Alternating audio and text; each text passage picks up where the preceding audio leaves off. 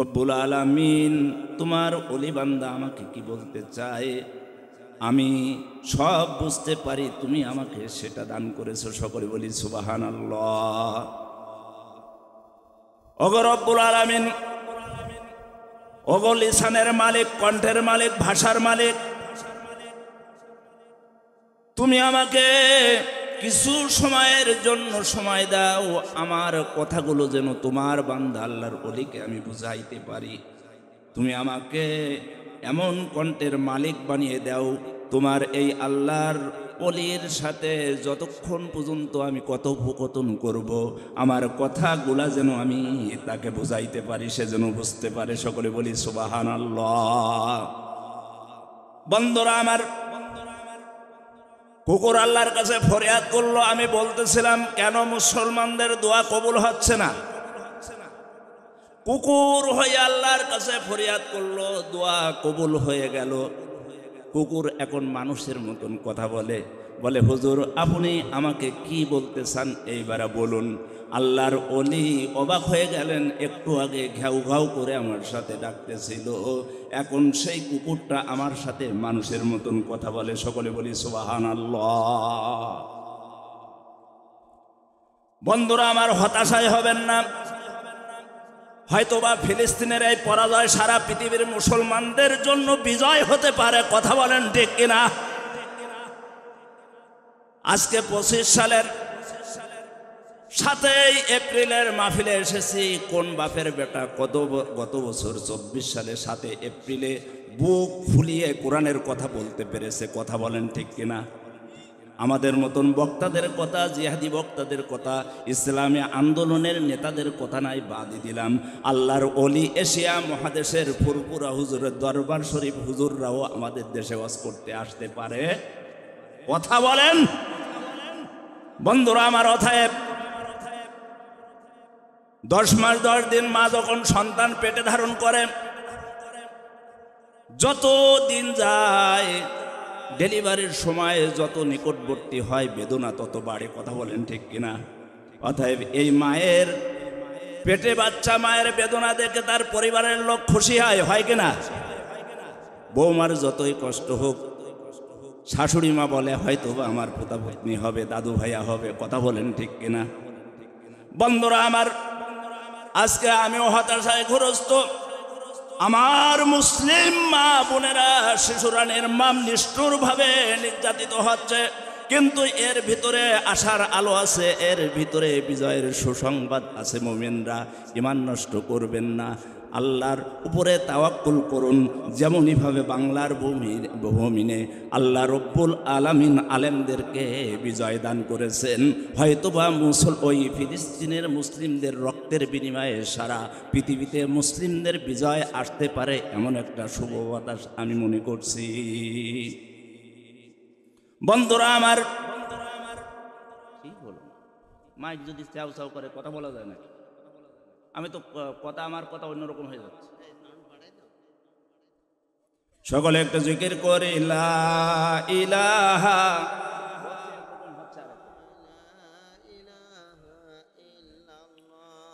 লা ইলাহা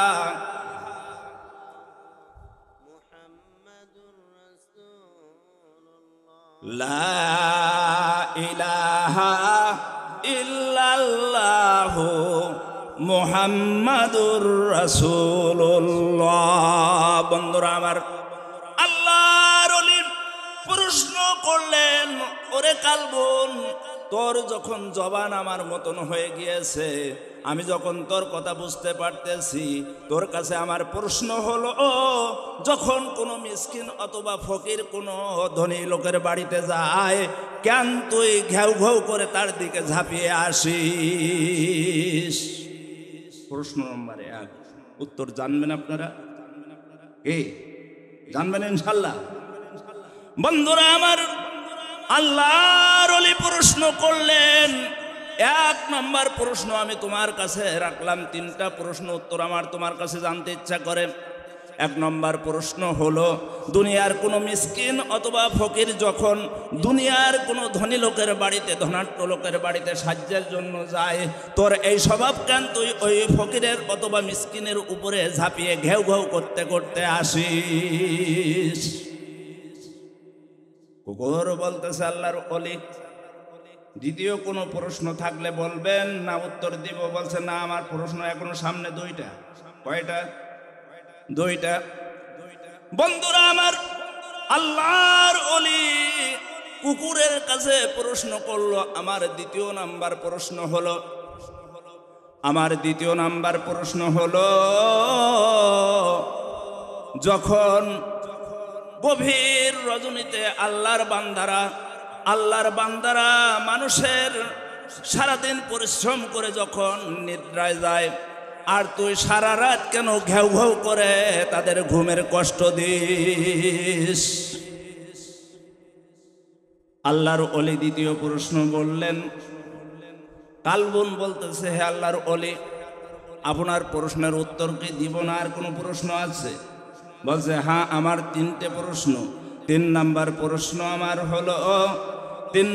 প্রশ্ন আমার, তুমি যখন প্রস্রাব ফেরো, ওই গাছের গোড়ায় যে ঠ্যাং উঁচু করে অথবা কোনো অলে কেন প্রস্রাব ফেরো? বলেন, কুকুরে প্রস্রাব ফেরে কিনা? বন্ধুরা আমার, আল্লাহর ওলির তিনটি প্রশ্ন শেষ হয়ে গেল। কুকুর বলছে, হে আল্লাহর ওলি, আমি কি উত্তর দিতে পারি? বলছে, হ্যাঁ, তুমি উত্তর দাও। আমার এক নম্বর উত্তর হলো, রিজিকের মালিক কে আপনি বলুন। কালবুন প্রশ্ন করছে কার কাছে? আল্লাহর ওলির কাছে, আল্লাহর বান্দার কাছে। হে আল্লাহর বান্দা, হে আল্লাহর ওলি, আপনি বলুন রিজিকের মালিক কে? বলছে, আল্লাহ। ওগো আল্লাহর ওলি, আশরাফুল মাখলুকাত, সকল মানুষদেরকে আশরাফুল মাখলুকাত হিসাবে আল্লাহ সম্মান দিয়েছেন, আপনার খলিক সম্মান দিয়েছেন। আর আমি হলাম যত মাকলুক আছে তার ভিতরে নিকৃষ্ট মাকলুকের ভিতরে একটা মাকলুক, আমাকে নাপাক প্রাণী বলা হয়। ও আল্লাহর ওলি, আমি কুকুর হইয়া পরমুখাপেক্ষী পছন্দ করি না, আমি সর্ব অবস্থায় তাওয়াক্কুল করি আমার রিজিকের মালিক আল্লাহ। তাই আমি ওই সমস্ত পরমুখাপেক্ষী মিসকিন আর ফকিররা যারা বান্দার কাছে সাহায্য চায়, এদের দেখলে আমার মাথা নষ্ট হইয়া যায়। তাই আমি ঘেউ ঘেউ করে তাদেরকে এই ভিক্ষাবৃত্তি থেকে বিরত থাকার জন্য আহ্বান জানাই। সকলে বলি সুবহানাল্লাহ। আমরা বলি ঘেউ ঘেউ করে, কথা বলেন ঠিক কিনা? রিজিকের মালিক কে? আল্লাহ। বন্ধুরা আমার, আল্লাহর ওলি বলতেছে, ওগো কালবন, তোর যে এত মেধা আমি জানতাম না, এত বুদ্ধি আমি জানতাম না। আমি তো খামখালি করে প্রশ্ন করেছি, অনেক বিদ্যা আজকে আমি আশরাফুল মাখলুকাত হইয়া তোর মতন কালবনের কাছ থেকে আমি একটা বিদ্যা গ্রহণ করলাম। তোকে অনেক অনেক ধন্যবাদ। বলতো এবার গভীর রজনীতে যখন আল্লাহর বান্দারা যখন বিশ্রামে যায়, আল্লাহর বান্দারা যখন ঘুমাইতে যায়, কেন তুই ঘেউ ঘেউ করিয়া তাদের ঘুম নষ্ট করিস? করে কিনা বলেন? বন্ধুরা আমার, আল্লাহর ওলির প্রশ্নের জবাবে কুকুর বলতেছেন, ওরে আল্লাহর বান্দা, আমি তো আল্লাহর নিকৃষ্ট মাখলুক, আর আপনি তো আশরাফুল মাখলুকাত। আল্লাহ রব্বুল আলামিন আসমান জমিনের ভিতরে যত মাখলুক সৃষ্টি করেছেন, আপনাদের সম্মান ডিগ্রি দিয়েছেন আশরাফুল মাখলুকাত। সকলে বলি সুবহানাল্লাহ। সৃষ্টির সর্বশ্রেষ্ঠ সৃষ্টি, যত সৃষ্টি আছে সকল সৃষ্টির সর্বসৃষ্টি হলো আশরাফুল মাখলুকাত, মানুষ। সুবহানাল্লাহ বলবেন না? বন্ধুরা আমার, আশরাফুল মাখলুকাত কেমন করে হইলাম? এখন একটা মানুষকে জবেহ করিয়া আজকে এশিয়া মহাদেশের শ্রেষ্ঠ ও পীর সাহেব হুজুর এখানে এসেছেন। এখন এই পীর সাহেব হুজুর যদি বলতেন, আজকে তোমরা আল্লাহকে কেমন করে ভালোবাসো, ওই গ্রামের 5টা যুবক 5টা যুবককে জবেহ করিয়া আজকে তোমরা ভুড়ি ভোজের ব্যবস্থা করবে। বলেন তো এখানে যে মাহফিল হতো না, এখানে পুলিশের গ্রেফতারি পরোয়ানা জারি হতো? কথা বলেন। বন্ধুরা আমার, আশরাফুল মাখলুকাত হওয়ার কারণে তার উপরে যদি আপনি কোনো অত্যাচার করেন, সারা পৃথিবীর আইন আপনাকে সাপোর্ট দিবে। কিন্তু বলেন তো আজকে যে এখানে ইসালে সব হওয়ার কারণে খাওয়ার আয়োজন করেছেন, গরু জবেহ হয়েছে কিনা? গরু জবেহ হয়েছে, আত্মীয় স্বজনদের জন্য ছাগল জবেহ হয়েছে, মুরগির মাংস আনা হয়েছে। বলেন তো ওই সমস্ত প্রাণীদের হত্যার জন্য কি আমাদের নামে কোনো মামলা হবে না, সওয়াব হবে? কথা বলেন। জবেহ করে খাবেন, তার জন্য সওয়াব হবে। এটা করেছেন কে? আল্লাহ। বন্ধুরা আমার, আশরাফুল মাখলুকাত হইয়া আশরাফুল মাখলুকাতের সম্মান আমরা বুঝলাম না, এই জন্য আমাদের দোয়া আল্লাহ কবুল করতেছেন না। এখন দোয়া কবুল করতেছেন ওই কালবুনের। কথা বলেন ঠিক কিনা? বন্ধুরা আমার, আল্লাহর ওলি বললেন, গভীর রজনীতে যখন মানুষ বিশ্রামে যায়, ঘুমাতে যায়, কেন তুমি ঘেউ ঘেউ করে তাদের ঘুম নষ্ট করো? কালবুন বলতেছে, হে আল্লাহর ওলি, যখন রাতের 3 ভাগের 2 ভাগ পার হয়ে যায়, 3 ভাগের 2 ভাগ পার হয়ে যায়, আল্লাহ রব্বুল আলামিন নিজ একদম প্রথম আসমানে আসিয়া ডাকতে থাকে, ওগো রহিমা ওঠো, ওগো আসিয়া কে আসো, ও আব্দুর রহিম কে আসো, তোমরা তাহাজ্জুদের নামাজ পড়িয়া পড়িয়া আমাকে স্মরণ করো। যদি তোমরা আমাকে একবার স্মরণ করো, আমি তোমাদের 70 বার জবাব দেওয়ার জন্য রেডি আছি। সকলে বলি সুবহানাল্লাহ। ও আল্লাহর ওলি, যখন রাত 12টা পার হয়ে যায়, এই 12টা পার হওয়ার কারণে যখন ওই সমস্ত অলস বান্দাবান্দিরা ঘুমিয়ে থাকে, ওদের ঘুম ভাঙিয়ে আমি বুঝাতে চাই, তোমাদের সৃষ্টিকর্তা মহান রব্বুল আলামিন ওই প্রথম আসমানে এসে তোমাদেরকে ডাকছে, কে আসো? তোমরাও না ঘুমিয়ে তোমরা আল্লাহর তাহাজ্জুদে লেগে যাও। সকলে বলি সুবহানাল্লাহ। বন্ধুরা আমার, আল্লাহর ওলি বলছে, ওরে কুকুর, তোর মাথায় যে এত বুদ্ধি আমি আগে জানতাম না। আমি বুঝলাম আসলে আমি খামখালিতার সহিত তোকে 3টা প্রশ্ন করেছি, 3টা প্রশ্নের 2টার উত্তর দিয়েছিস। 3 নাম্বার উত্তর হলো এই যে তুই গাছের গোড়ায় অথবা উঁচু জায়গায় প্রস্রাব ফিরিস কেন? বলছে যে, হে আল্লাহর ওলি, এটা আপনি জানেন না? বলছে না। বলছে, আমি সব জায়গায় প্রস্রাব ফিরি না, এই জন্য যে আমার প্রস্রাব নাপাক। আমার প্রস্রাব কি? নাপাক। কোনো আল্লাহর মুমিন বান্দা যদি নামাজ পড়ে, কোনো গাছের গোড়া বা উঁচু জায়গায় ওয়ালে নামাজ পড়তে পারে না, সমতল জায়গায় নামাজ পড়ে। কোন জায়গায়? সমতল জায়গায়, সমান জায়গায় নামাজ পড়ে। এই জন্য আমি যেই জায়গায় আল্লাহর বান্দা বান্দিরা সিজদা করতে পারে, এমন জায়গায় আমি নিকৃষ্ট জীব কুকুরও প্রস্রাব ফিরি না, তাদের জায়গাটা নাপাক হবে। কেননা নামাজের যতগুলা ফরজ আছে তার ভিতরে জায়গা পাক একটা ফরজ। কথা বলেন ঠিক কিনা? সকলে একটু প্রাণ খুলে জিকির করে লা ইলাহা লা ইলাহা লা ইলাহা লা ইলাহা ইল্লাল্লাহু মুহাম্মাদুর রাসূলুল্লাহ সাল্লাল্লাহু আলাইহি ওয়াসাল্লাম। সম্মানিত উপস্থিতি, আমি সূরাতুল হুজরাতের 11 নম্বর আয়াত তেলাওয়াত করেছি। আল্লাহ রাব্বুল আলামিন এই আয়াতগুলো সেই সময় অবতীর্ণ করেছেন যেই সময় মহানবী সাল্লাল্লাহু আলাইহি সাল্লামের একটি কাফেলা, সাহাবীদের কাফেলা, কোনো এক জায়গায় দিনের কাজের জন্য আমজাম দিতে তারা যাচ্ছিলেন। তাদের খাদেম ছিলেন একজন বৃদ্ধ সাহাবী হযরত সালমান ফারসি রাদিয়াল্লাহু তাআলা আনহু। খাদেম, খাদেম চেনেন? কর্মচারী যাকে আমরা বলি, মুনিবের কাজ যারা করে তাদেরকে খাদেম বলে। এখন আরবে খাদেম প্রথা ছিল, তাদের প্রত্যেকটা মানুষ কোথাও কোথাও গেলে তাদের খাদেম থাকত। এখন হঠাৎ করে এক জায়গা থেকে আমি এই আয়াতের প্রেক্ষাপট বলছি, তাফসীর বলবো ইনশাআল্লাহ। আয়াত নাজিলের প্রেক্ষাপট আর আমাদের দোয়া কেন কবুল হচ্ছে না।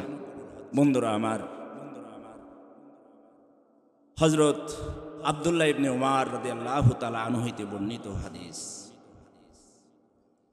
যখন নবীজির সাহাবার এই কাফেলা এক জায়গা হইতে আরেক জায়গায় যাচ্ছিলেন, প্রতিমধ্যে সালমান ফার্সি রাদিয়াল্লাহু তাআলা আনহু ক্লান্ত বোধ হলে, ঘুম আসলে তিনি রাস্তায় ঘুমিয়ে পড়েন। তাদের নির্ধারিত স্থানে পৌঁছিবার পরে তারা সেখানে সাহাবারা তাঁবু গাড়লেন। তাঁবুর কাজ সম্পূর্ণ হওয়ার পরে তারা বলাবলি করছিলেন, সালমানের কাজ হলো শুধু খাওয়া দাওয়া। সেই সময় সালমান সেখানে এখনো হাজির হননি। যখনই একজন সাহাবা আরেকজন সাহাবার সাথে এই কথাগুলো বলতেছিলেন, সেই সময় হযরত সালমান রাদিয়াল্লাহু তাআলা আনহু সেখানে হাজির হইলেন। বন্ধুরা আমার, আল্লাহর নবীর সাহাবারা, তাদের খাদেম স্থানীয় নবীজির সাহাবী, তার সম্পর্কে এতটুকু মন্তব্য করেছেন যে সালমানের কাজ হলো শুধু খাওয়া দাওয়া আর ঘুমানো, কাজের খবর তার নাই। কিন্তু সেখানে সালমান উপস্থিত ছিলেন না। যে কথাটাও শেষ, হযরত সালমান রাদিয়াল্লাহু তাআলা আনহু সেখানে হাজির হইলেন। এমত অবস্থায় ওই সাহাবারা হযরত সালমানকে বললেন, তোমরা এই পাত্রটি লইয়া নবীর দরবার হইতে কিছু সালন নিয়ে এসো। সালন যশোর জেলার লোক, সালন কাকে বলে আমরা চিনি না। সালন মানে তরকারি, সালন মানে গোশ ভুনা, সালন মানে মাছ ভুনা। এক কথায় আমরা যে তরি তরকারি রান্না করে খাই, অন্য জেলার ভাষায় বলে সালন।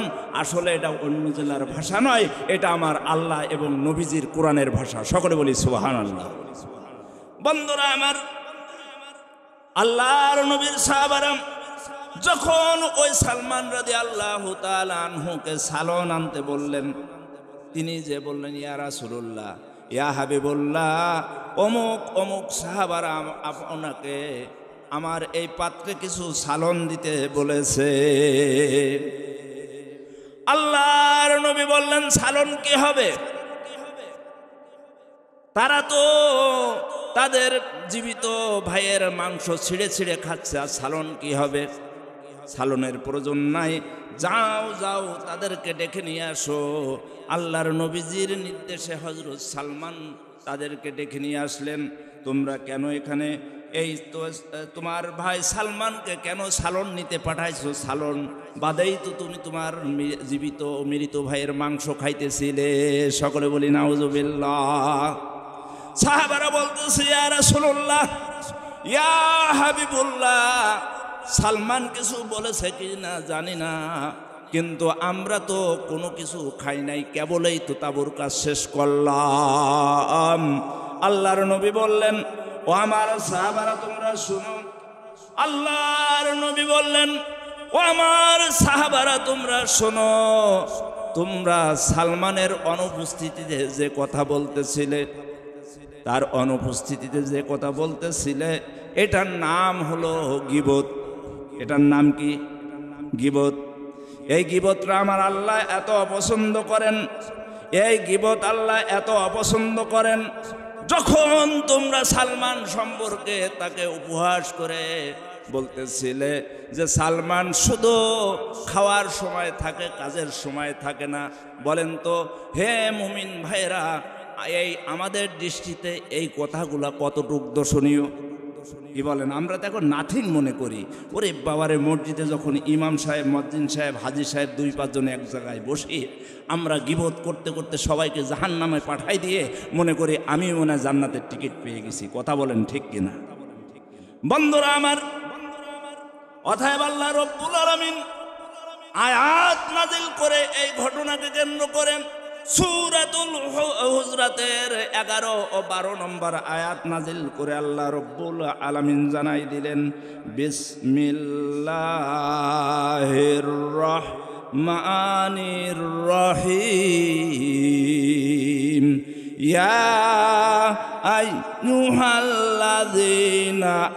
আমানু লা ইয়াসখর কওমুম মিন কওমি আসা আইয়াকুনু খায়রাম মিনহুম।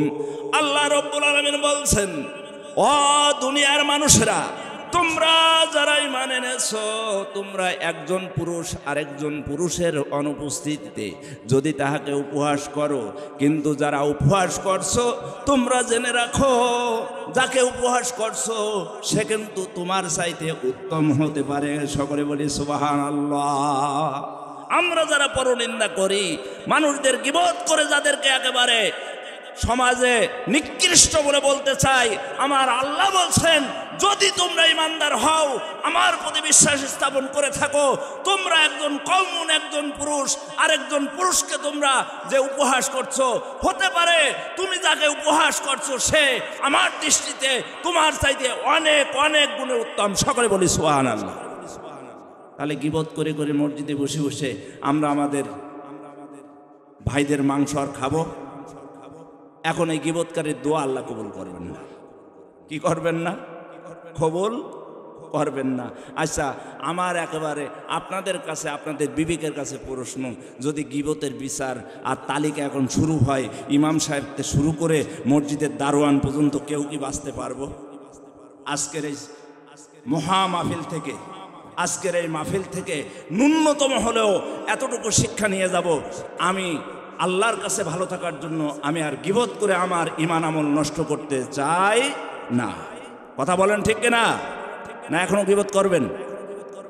বন্ধুরা আমার, গীবত পরনিন্দা এক মহা অন্যায়। আমার আল্লাহ বলছেন, সে আয়াতগুলো পরপর আরো অনেকগুলো আয়াত পরপর বলেছেন।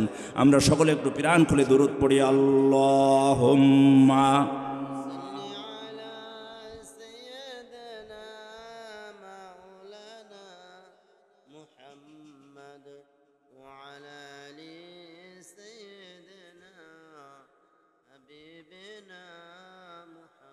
কণ্ঠ দিয়েছেন কে?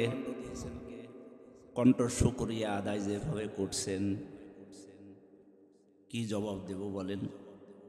আপনাদের গ্রামে প্রতিবন্ধী লোক আছে? কণ্ঠ যার নাই, কথা বলতে পারে না, প্রতিবন্ধী, বোবা, এরম লোক নাই? আমার এক ছাত্রী তো ছিল, এই পাশেই বাড়ি মনে হয়, সে তো কথা বলতে পারে না।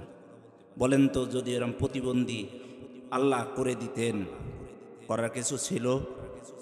করার কিছু ছিল? তাহলে যে আল্লাহ একটা সচল কণ্ঠ আপনাকে আমাকে দিয়েছেন, সেই সচল কণ্ঠ থেকে আজকের যেখানে পৃথিবীর, সারা পৃথিবীর মুসলিম মুসলিমাত এক মহা টেনশনে, মহা মানসিক চিন্তায় মানে একবার চিন্তিত, সেই সময় আমরা ওই ভারতের মুস্কান নামক এক যুবতী নারীর যে চিৎকার, যে আল্লাহু আকবার ধ্বনিতে সারা পৃথিবী কম্পিত করেছিল, আমরা আজকের মাহফিল থেকে কম্পিত করে দেখাতে চাই, আমার আল্লাহ একটি কণ্ঠ দিয়েছেন, কণ্ঠ আমার আল্লাহর জন্য। সকলে একবার তাকবীর তুলে বলি, লিল্লাহে তাকবীর। হলো না? লিল্লাহে তাকবীর। মাশাআল্লাহ, আল্লাহ কবুল করুক। সকলে বলি আমিন। বন্ধুরা আমার, বলতেছিলাম আল্লাহ রব্বুল আলামিন বলতেছেন, ওয়ালা নিসাউম মিন নিসাইন আসা।